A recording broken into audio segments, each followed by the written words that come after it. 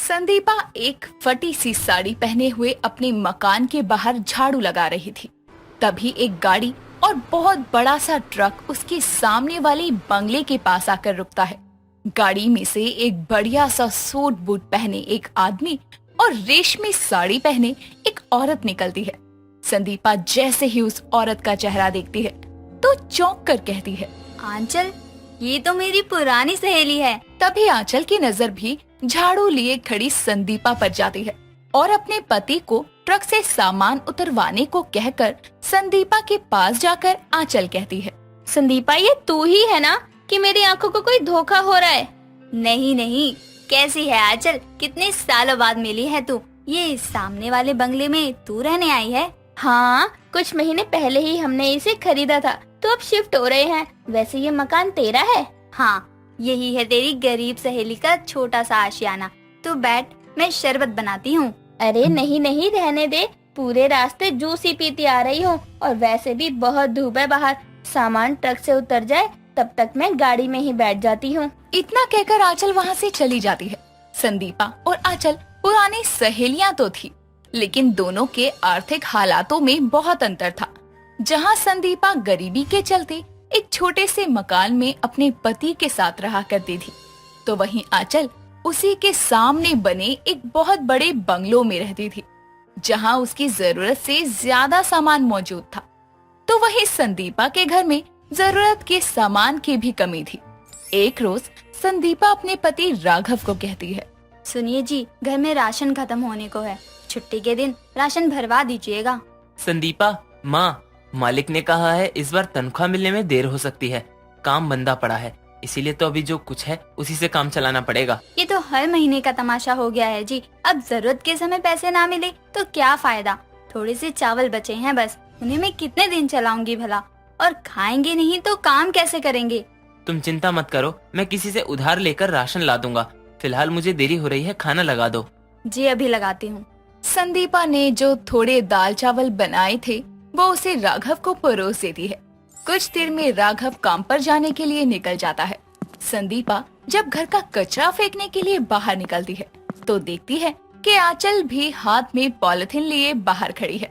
तो संदीपा उससे कहती है, आंचल, कूड़े का डिब्बा ढूंढ रही है क्या? हाँ, वो कल घर में कुछ मेहमान आए थे तो मैंने खाना बाहर से ऑर्डर किया था, पर देखना आधे से ज्यादा खाना बच गया। मतलब तू कचरा नहीं, खाना फेंकने आई है? तेरे घर में फ्रिज तो होगा, उसमें रखकर तू इसे दोबारा भी खा सकती है। ना ना, मुझे जरूरत नहीं है इस खाने की, और वैसे भी फ्रिज में गए खाने को कोई हाथ भी नहीं लगाता। ये अमीर है तो बासी खाने की इसे जरूरत ही नहीं, और मुझ गरीब की जरूरत ही खाना है, फिर वो ताज़ा हो या बासी। अरे कहाँ खो गई? बता भी, कहाँ है कचरा पेटी? हाँ, यही बस थोड़ी दूर पर है। तभी संदीपा उसे अपने साथ लेकर जाती है। समय बीतता है। एक रोज आंचल और संदीपा साथ में बाजार सब्जियां खरीदने जा रहे थे। तभी आंचल कड़ी धूप को देखते हुए कहती है, उफ, बहुत गर्मी है संदीपा। एक काम करते हैं, रिक्शा कर लेते हैं बाजार जाने के लिए। रिक्शा? अरे लेकिन थोड़ी दूर के लिए रिक्शा लेने की क्या जरूरत? अरे जरूरत कैसे नहीं है, धूप में खड़े खड़े मैं पिघलने को हो रही हूँ। तुझे जरूरत नहीं होगी, लेकिन मुझे तो है, और चिंता मत कर, मैं दे दूंगी तेरा किराया। वो बात नहीं है, मतलब 15 मिनट की दूरी पर ही मंडी है, तो रिक्शा लेना इतना जरूरी भी नहीं। ठीक है, तो फिर अकेली ही चली जा बाजार। मैं इनको फोन करके सुपरमार्केट से मंगवा लूंगी सब्जियाँ। ऐसा क्यों कह रही है? चल ठीक है, ले लेते हैं रिक्शा। ये हुई ना बात। इस तरह संदीपा जरूरत ना होते हुए भी आंचल के साथ चलते रिक्शे में बैठने के लिए मान जाती है।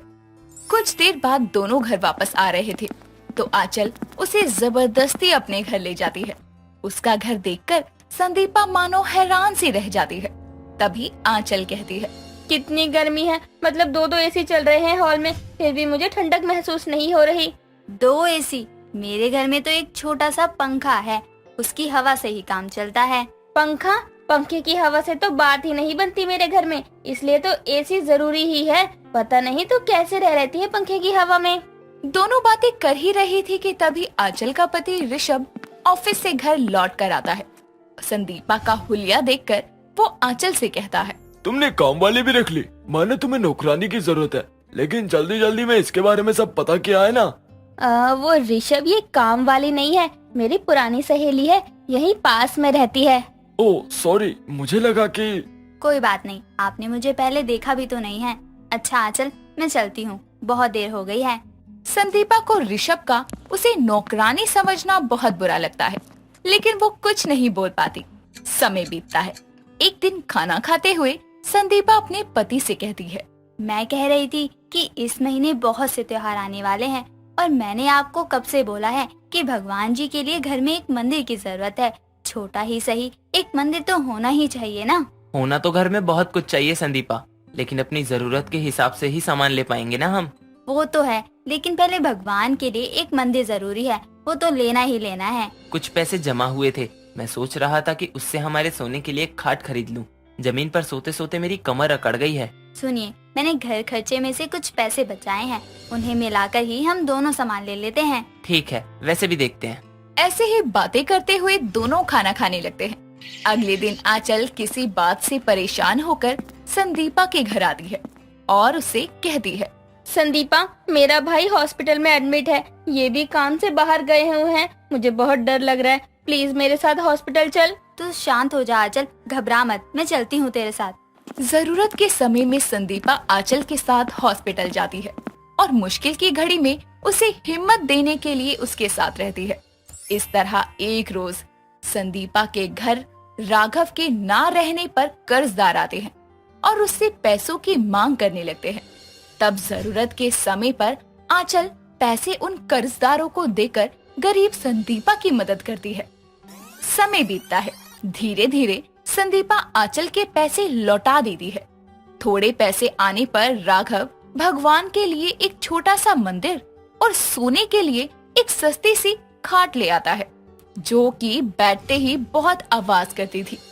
लेकिन सस्ते में सोने के लिए खाट मिल गई तो राघव ने उसे खरीद लिया। तो वहीं दूसरी तरफ आंचल अपने आरामदायक बेड ना होने की वजह से अपने पति से कहती है, ऋषभ, मुझे नए बेड की जरूरत है, ये वाला बिल्कुल भी कंफर्टेबल नहीं है, ऊपर से कभी भी करवट लेने पर आवाज करता है। अरे यार, तो सोफे पर सो जाओ, अब जरूरत है तो अभी तो नहीं लेकर आऊंगा ना।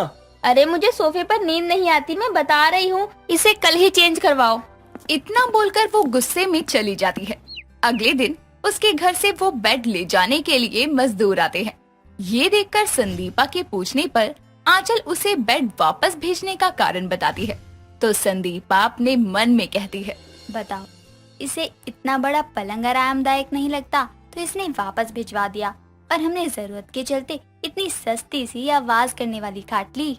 क्या हुआ, कहाँ खो गई?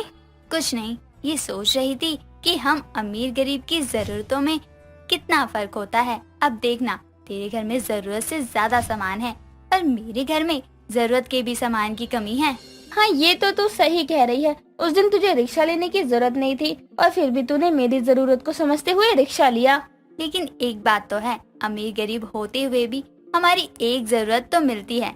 जब हम दोनों उदास थे तो हमें किसी दोस्त की जरूरत थी, तो तू मेरी जरूरत बनी और मैं तेरी।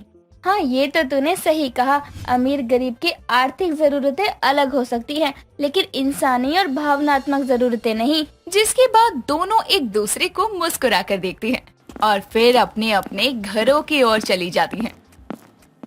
नरेश एक गरीब परिवार से था और उसके घर में उसकी पत्नी सरला और बेटी नंदू थी।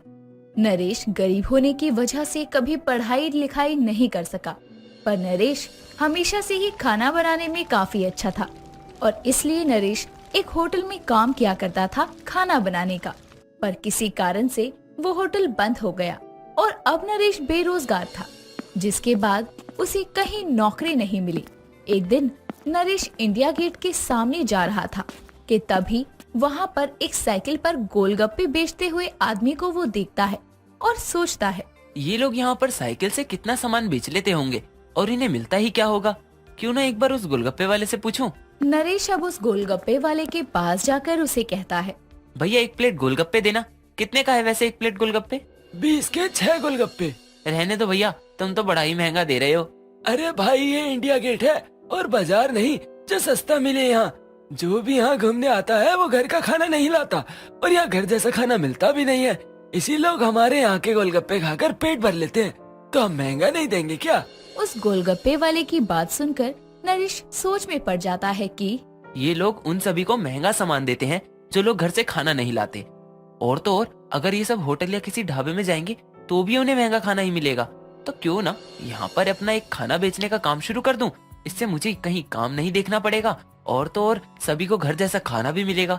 चलो पहले घर जाकर सरला को इस बात के बारे में बताता हूँ। इतना कहकर नरेश वहाँ से घर की ओर चल देता है और घर पहुंचकर वो अपनी पत्नी और बेटी को इस बात की जानकारी देता है और उसकी पत्नी और बेटी को नरेश का ये आइडिया ठीक लगता है। अब ये तो पता चल गया था कि करना क्या है, पर करे कैसे ये मालूम नहीं था। और उसके बाद नरेश कहता है, गाड़ी हम ले नहीं सकते और दुकान वहाँ लगा नहीं सकते, तो अब मैं खाना बेचूंगा कैसे? पापा, वो जो आपकी पुरानी साइकिल है ना, उसे ठीक करवा लो और फिर उसी से आप खाना बेचने चले जाना। हाँ जी, नंदू ठीक कह रही है। वैसे मैंने भी पहले यही सोचा था, पर एक साइकिल वाले गरीब से कोई खाना खरीदेगा? पापा, एक आइडिया आया है। क्या? अगर लोगों को ये बताना है कि आपका खाना बहुत ही टेस्टी है, तो हम कुछ ऐसा करेंगे। इतना कहकर नंदू अपने माँ बाप के कान में कुछ फुसफुसाने लगती है और फिर नरेश कहता है, नहीं, मुझे ये सब गलत लग रहा है। अगर किसी ने देख लिया तो काम शुरू होने से पहले ही बंद हो जाएगा। अजी आप चिंता मत करो, कोई भी पहचान नहीं पाएगा। ठीक है, करके देख ही लेते हैं। अब नरेश और उसकी पत्नी साथ ही बेटी तीनों मिलकर अगले दिन सुबह सुबह छोले चावल, दाल चावल, राजमा चावल बनाते हैं और एक बड़े से बॉक्स में अलग अलग पतीलों में रख देते हैं। जिसके बाद नरेश अपनी साइकिल पर खाना लेकर इंडिया गेट के लिए रवाना होता है। वहाँ पहुंचकर नरेश एक पेड़ के नीचे अपनी साइकिल वाले खाने को लेकर जाता है और आवाज लगाता है, गर्मा गर्म घर जैसा खाना खाओ और सेहत बनाओ। दाल चावल, छोले चावल, राजमा चावल, जो मर्जी खाओ, सिर्फ 20 रुपया प्लेट। काफी देर आवाज देने के बाद भी जब कोई नरेश से खाना नहीं लेता और सभी अपने गोलगप्पे और जंक फूड में बिजी थे, तभी वहाँ एक बूढ़ी औरत और एक छोटी बच्ची आती है। वो औरत और बच्ची नरेश की बीवी और बेटी ही थी। अब नरेश की बीवी बूढ़ी औरत बनकर नरेश से कहती है, साइकिल पर खाना बेचने वाले, जरा एक प्लेट दाल चावल देना और हमारी पोती को राजमा चावल। बड़ी भूख लगी है, लेकिन यहाँ तो खाने को कुछ मिलता ही नहीं है। जी माता जी, देता हूँ बस। अब नरेश नंदू और सरला को दाल चावल और राजमा चावल दे देता है और दोनों माँ बेटी वो खाकर अपना ड्रामा शुरू करती हैं, जैसा कि उन्होंने प्लान बनाया था। दादी दादी, ये खाना तो बड़ा ही टेस्टी है, मैंने तो आज तक ऐसा खाना खाया ही नहीं। हाँ मेरी बेटी, खाना तो बहुत ही अच्छा है, मैं तो अब एक प्लेट पैक भी करवा कर ले जाऊंगी घर। दोनों माँ बेटी भर भर कर खाने की तारीफ करते हैं और उन्हें देखकर वहाँ मौजूद सब लोग उन दोनों की तरफ देखने लगते हैं और नंदू को इतना चटकारे लगाकर खाना खाते देखकर बच्ची भी वहाँ खाना खाने की जिद करने लगते हैं और फिर उन लोगों को भी वहीं से खाना लेना पड़ा। जिसके बाद जब वो लोग नरेश का खाना खाते हैं तो उसकी खूब तारीफ करते हैं और अब जो नरेश और उसके परिवार ने सोचा था वो पूरा हो गया। सभी लोगों को खाना बहुत पसंद आया और देखते ही देखते कुछ ही घंटों में सारा खाना खत्म हो गया। ये देखकर नरेश बहुत खुश होता है। नरेश, सरला और नंदू घर आते हैं और आज की कितनी कमाई हुई वो देखते हैं। तभी नरेश कहता है, आज पहला दिन था और पहले दिन सबको हमारा खाना बहुत पसंद आया और देखो आज हमने पूरे 1500 की कमाई की है। अब बस भगवान करे हमारे ये साइकिल वाला खाना ऐसे ही रोज बिके और हम इस गरीबी से बाहर आएं। आप सही कह रहे हैं जी। अगली सुबह नरेश जल्दी उठकर खाना बनाने का सारा सामान ले आता है और जल्दी जल्दी खाना बनाकर फिर से इंडिया गेट बेचने जाता है। अब रोजाना ही नरेश अपनी साइकिल पर खाना लेकर बेचने जाता और अच्छी कमाई करता। सस्ता और अच्छा घर जैसा खाना पाकर लोग भी खुश थे, लेकिन इस बात से वो लोग जल रहे थे जिनकी अब नरेश के साइकिल वाले खाने की वजह से कमाई नहीं हो रही थी। इसीलिए एक दिन जब सुबह सुबह नरेश खाना लेकर साइकिल से जा रहा था तो वो चाय की दुकान पर साइकिल रोक देता है और चाय पीने लगता है। इतनी ही देर में एक आदमी पीछे से आता है और नरेश के खाने के बॉक्स में कुछ मिला देता है और नरेश को इस बात का अंदाजा भी नहीं था क्योंकि वो चाय पी रहा था। तभी वो चाय पीकर वहाँ से अपने खाने की साइकिल लेकर चल देता है। अब नरेश के पास एक आदमी आकर कहता है, भैया जल्दी से एक प्लेट छोले चावल दे दो। जी देता हूँ। नरेश उस आदमी को छोले चावल दे देता है, लेकिन खाना खाने के बाद उस आदमी के पेट में जोरों का दर्द होता है और वो कहता है, अरे मेरे पेट में इतना दर्द क्यों हो रहा है? भाई शायद आपने कुछ सुबह उल्टा खा लिया होगा। हाँ शायद आप ठीक कह रहे हो। इतना कहकर वो आदमी वहाँ से पेट पकड़कर चला जाता है। उसके बाद एक औरत आती है और नरेश के पास आकर कहती है, भैया एक प्लेट दाल चावल दे दो। तुम्हारे यहाँ के दाल चावल जैसा स्वाद कहीं भी नहीं मिलता, कुछ अलग ही स्वाद है इनमें। अरे नहीं बहन जी, ऐसा तो कुछ भी नहीं है, ये लीजिए आपके दाल चावल। अब वो औरत नरेश के दाल चावल खाती है और उसके पेट में दर्द शुरू हो जाता है और वो भी वही सब कहती है जो उस आदमी ने कहा था। पर नरेश अब ये सोच रहा था कि सबके पेट में एक साथ अचानक दर्द कैसे हो सकता है। तभी एक आदमी आता है। ये वही था जिसने नरेश के खाने में दवाई मिलाई थी और वो कहता है, अरे भाइयों, आप लोग इस साइकिल वाले का खाना मत खाओ। इसने अपने खाने में पता नहीं क्या मिला दिया है कि सभी बीमार हो गए हैं जिसने भी इसका खाना खाया है। इतने में वो आदमी जिसके पेट में दर्द हुआ था और वो औरत जिसके पेट में दर्द था, दोनों वहाँ आते हैं और अब वो भी यही कहते हैं कि इसका खाना खाने से पेट में दर्द हुआ है। ये सुनकर वहाँ खड़े लोग भड़क जाते हैं और नरेश की एक नहीं सुनते, उसकी खूब पिटाई करते हैं। साथ ही उसका सारा खाना फेंक कर उसकी साइकिल तोड़ देते हैं। नरेश जैसे तैसे अपनी जान बचाकर घर आता है और जो कुछ वहाँ हुआ वो सब अपनी पत्नी और बेटी को बताता है। अब नरेश एक बार फिर से बेरोजगार हो गया था और अब घर में बचे हुए पैसे भी खत्म होने को थे कि तभी सरला नरेश को कहती है, अजी ऐसे हाथ पे हाथ धरे घर बैठने से क्या होगा, हमें कुछ तो करना ही होगा ना। आगे हमारी बेटी भी बड़ी हो रही है, खर्चा बढ़ रहा है अब। तो क्या चाहती हो तुम, क्या करूँ मैं? थक कर मत बैठो, जो काम बंद किया है दोबारा शुरू करो। पर अब मुझसे कोई खाना क्यों खरीदेगा? जरूरी नहीं कि आप एक ही जगह बेचो अपना खाना। आपके पास साइकिल है जिसे आप कहीं भी ले जा सकते हो। बेचने के लिए एक जगह से दूसरी जगह तो जा ही सकते हो।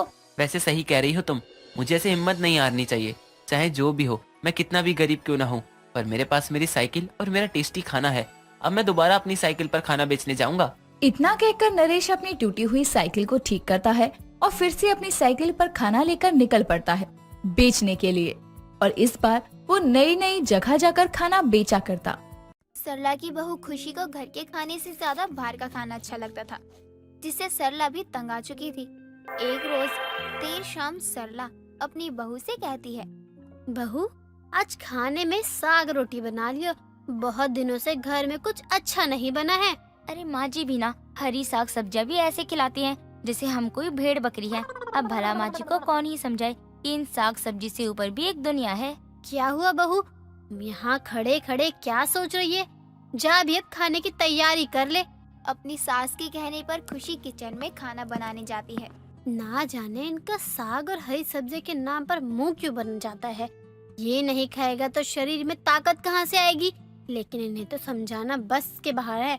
अब क्या खाऊंगी मैं? सुबह भी माँ जी ने टिंडे बना दिए थे, भला ये भी कोई खाने की चीजें हैं? और अब शाम में साग उबाल रही हैं। ये सोचते हुए खुशी अपने पति सूरज को फोन लगाती है।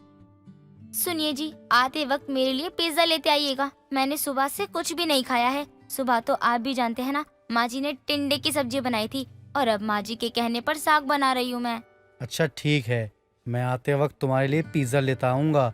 और कुछ खाना है तो बता दो। नहीं जी, बस पिज्जा ही काफी है। कल का भी नहीं पता है माँ जी क्या बनाने लगे। माँ जी के उम्र के हिसाब से तो यही हरी साग सब्जियाँ ठीक है, लेकिन अब माँ जी को कौन समझाए कि अभी हमारी उम्र ही क्या है। अब देर रात जब सरला खाना निकालने के लिए जाती है तो वो देखती है खाना जितना बना है उतना ही है। अब तक किसी ने साग को हाथ भी नहीं लगाया है। अब सरला अपनी बहू को आवाज लगाकर उसको बुलाती है। बहू तूने खा लिया? और सूरज ने भी खा लिया होगा?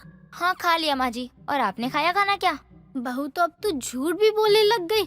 मुझे सच सच बता, तूने खाने में क्या खाया है? वो माँ जी मैंने खाया नहीं है। आप तो जानती है ना कि मुझे साग सब्जी और हरी सब्जियों से कितनी नफरत है। बहू मैं तेरी थोड़ी ही दुश्मन हूँ। अगर तू ये खाना नहीं खाएगी तो तेरे शरीर को ऊर्जा कहाँ से मिलेगी? तू बता, आज तक कोई डॉक्टर बीमार होने पर ये कहता है कि आपको चाउमीन मोमोज या रोल खाना है? माँ जी आपकी बात तो ठीक है, लेकिन मुझसे ना किसी भी हालत में ये टिंडे बैगन साग ये सब्जी नहीं खाई जाती। लेकिन बहू तू समझने की कोशिश भी तो कर। मैं तुझे क्या समझाने की कोशिश कर रही हूँ? माँ जी और आप भी तो समझने की कोशिश कीजिए ना कि मैं आपको क्या समझाना चाहती हूँ। सरला अपनी बहू को समझा समझा कर थक चुकी थी, लेकिन उसकी बहू है जो कि सरला की बात को मानने को तैयार ही नहीं थी।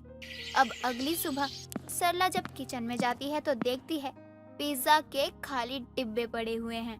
अच्छा, तो इसने रात में भी पिज्जा खाया है, तो भला इसे भूख कहाँ से लगेगी अब। माँ जी, आज के खाने में क्या बनाऊं? आज के खाने में तो बहू फ्रिज में जो पनीर है ना, वही बना ले। सच में माँ जी, आज पनीर बनेगा? माँ जी, वैसे आज कुछ है तो नहीं? कहीं आपका जन्मदिन तो नहीं है ना? अरे नहीं बहू, बस आज मेरा ही मन कर रहा था पनीर की सब्जी खाने का। अच्छा माँ जी, आपका मन होता है, वही तो बनता आया है आज तक घर में। सरला अब जैसे ही किचन से निकलती है वैसे ही उसके घर विमला आ जाती है।